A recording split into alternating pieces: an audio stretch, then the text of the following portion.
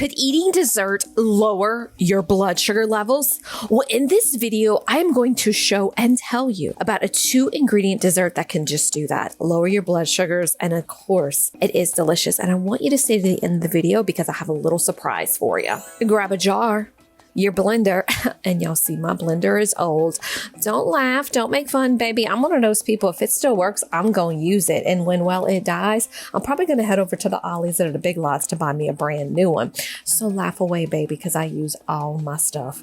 And the 2 ingredients are raspberries and heavy whipping cream. There is no sugar in sight. Now, I've talked about raspberries before in this channel as a fruit that has a low glycemic index, but I really want to dive in the reasons I do want you to bring this fruit into your diet. One of the first things that raspberries can do is help to lower our insulin. And my goal, I always tell folks when working with them, they're like, how much weight should I lose? What goal should you set me on? My goal is that we lower those insulin levels so that in turn, we can keep our blood sugar stable. So let me quote this study. So this study was done in 2019 at the Clinical Nutrition Research Center at the Illinois Institute of Technology. That's a lot of words, but I wanted to get it right for you. And it showed that people who consume, check this out, frozen red raspberries. You may not live in a climate where you can get fresh raspberries all the time. So you can look for those frozen red raspberries. It showed lower blood sugar levels and lower insulin. And then there was a little bit more that they showed. And we don't talk about triglycerides in here a lot, but for those who had a full 2 cups of frozen berries, they found lower triglycerides after a high carb, moderate fat meal. So what does this mean? We don't want to have our red raspberries by themselves. We want to add it to our meal. And surprisingly, I usually encourage folks to add raspberries to their night meal. Many of my clients participate in intermittent fasting, and that would be the most logical place to put it. Now, would I do 2 cups? That's a little bit of a stretch for me personally because, you know, folks follow low carb guidelines in my clinic. But think about and start with a 1/2 cup of those red raspberries to add at night. Let's keep talking. The next reason is it lowers blood sugar levels. Now again, I got to do a little looky at my computer to make sure I recite the study right to you. So check this one out. So this was a study published in the Journal of Obesity, and it involved 32 participants between the ages of 20 and 60 years old. So a good variety of ages. I'm going to get a lot of complaints that, well, Shelly, there should have been a lot more people. Sometimes it's hard to get a lot of folks in these studies, and then you risk correlation like, well, if I did this, I'm going to do this. They were given high carb breakfast. Now, so for folks who intermittent fast, we would obviously not worry about this. With moderate amounts of fat, with either 1 or 2 cups of our frozen red raspberries. And on 3 occasions, they had a control group receiving no raspberries. So let me break it down for you. None or 0, 1 cup or 2. So they noted those who took the raspberry-rich breakfasts had lower blood sugar levels than those who did not eat the raspberries. That's pretty interesting. I like that. So again, if you're not intermittent fasting, if you prefer not to add your raspberries at nighttime, this study did show that the breakfast did work. Let's continue.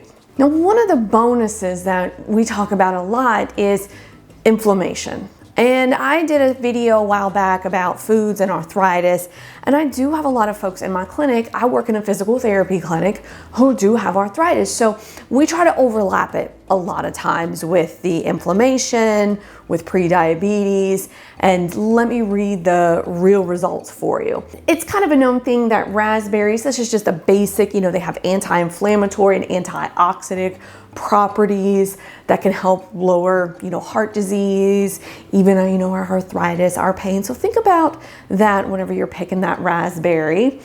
And then we talked about this a little bit earlier, and I really honed this down a lot in my clinic. It's a low glycemic index fruit.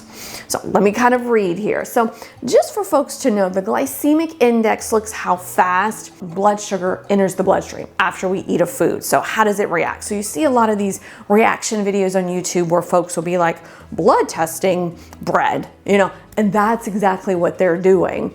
But because raspberries have a lower glycemic scale, it's not going to give you those huge shoots like, for example, watermelon, which is one of the highest glycemic fruits.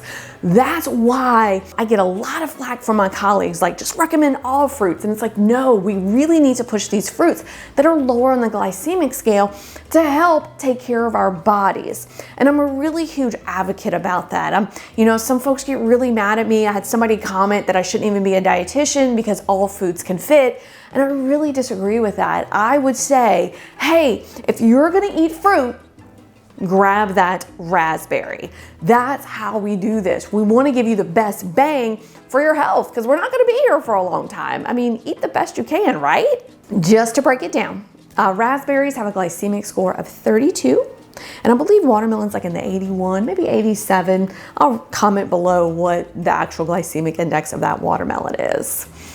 Just remember, a full cup of raspberries is 7 grams of fiber. So if you're doing net carbs, that's only going to be about 8 net carbs. Now, in my clinic, I start folks out on 35 net carbs per day. So it's an easy fit in for us. So think about it.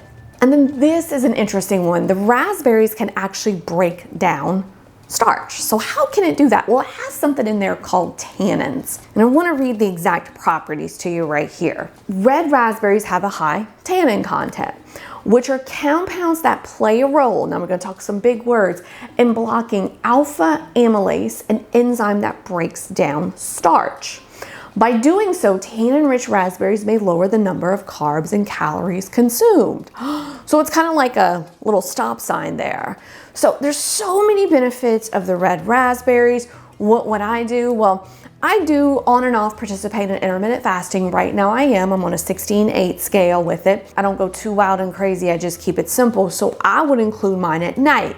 And I don't do a full cup, I have to be honest. I do about a half of a cup. And I do frozen. Right now, you may be watching this video and it's summertime. I'm filming it, it's in the winter, it's cold, it's dreary outside. You can kind of see that already. I would just, go to the store, buy the frozen, look at the label, make sure they don't add anything to it. Store brand is fine, gang. You all know in here, I'm bougie on a bayou.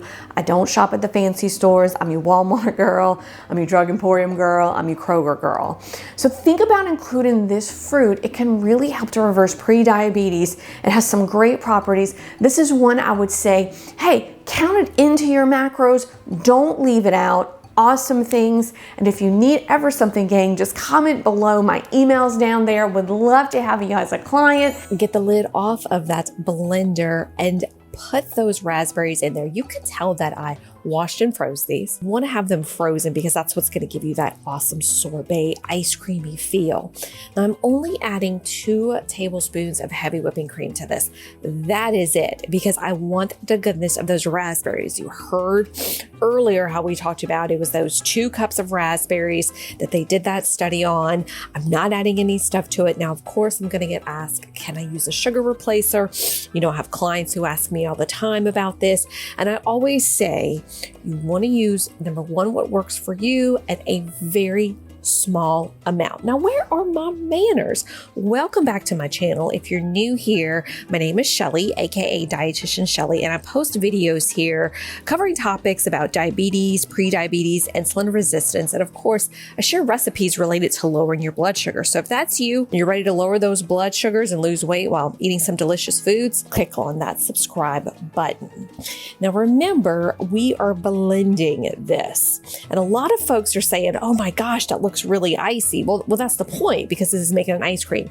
Be very careful about adding water to this, because what will happen is it will start to melt and then we'll get a smoothie. Not that that's a bad thing, but baby, I want this to be a sorbet. I want this to be ice cream. I'm gonna keep mixing this. The longer you mix it, the more it's gonna get soft, the more it's gonna get smooth. If you have any leftover of this, which I highly doubt you will, because it is delicious, go ahead and scoop it in a jar. You're gonna wanna bring this into your life. Let's lower those blood sugars. And hey, scroll into the description box, because here's your little treat. I have a 7-day menu, which I promise will lower your blood sugar levels. It'll help you to lose weight. And gang, go ahead and subscribe to this channel. I promise you'll love it.